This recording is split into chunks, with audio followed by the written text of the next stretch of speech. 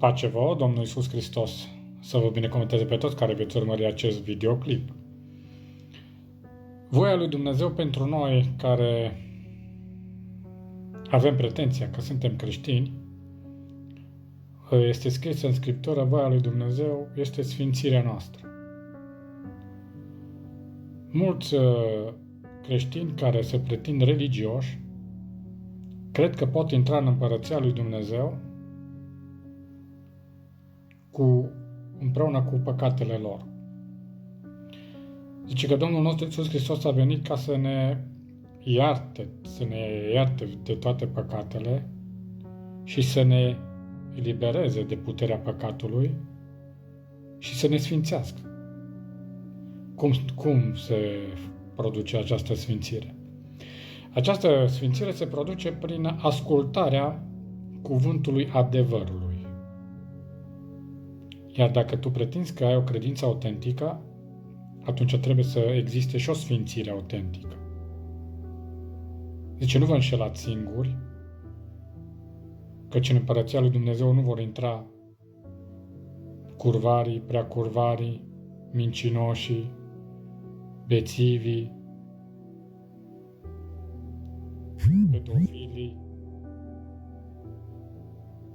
malahii, clevetitorii, bârfitorii, defăimătorii, nu vor intra. Deci dacă mai ai încă aceste probleme în viața ta, înseamnă că tu nu ai o credință autentică. Aceste lucruri trebuie să dispară din viața ta crezând adevărul. Dacă tu spui că crezi adevărul, atunci aceste lucruri nu trebuie să fie găsite în viața ta. Trebuie să-ți faci o cercetare adâncă, o introspecție și să vezi dacă mai ai din aceste lucruri în tine. Căci cu Dumnezeu nu te poți juca și nu-L poți trișa pe Dumnezeu. Deci nu putem avea o pretenție falsă că noi suntem în adevăr, căci credem adevărul și credem că Iisus Hristos ne-a iertat toate păcatele, credem că El ne poate elibera de păcate și totuși noi să purtăm aceste păcate îndelung în viața noastră. Adică o vreme îndelungată, am vrut să zic. Este imposibil.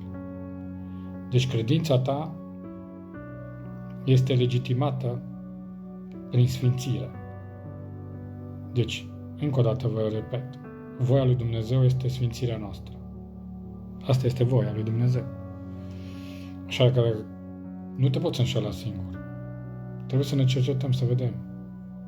Noi suntem în voia lui Dumnezeu, suntem pe calea sfințirii, căci calea către Dumnezeu este calea sfințirii.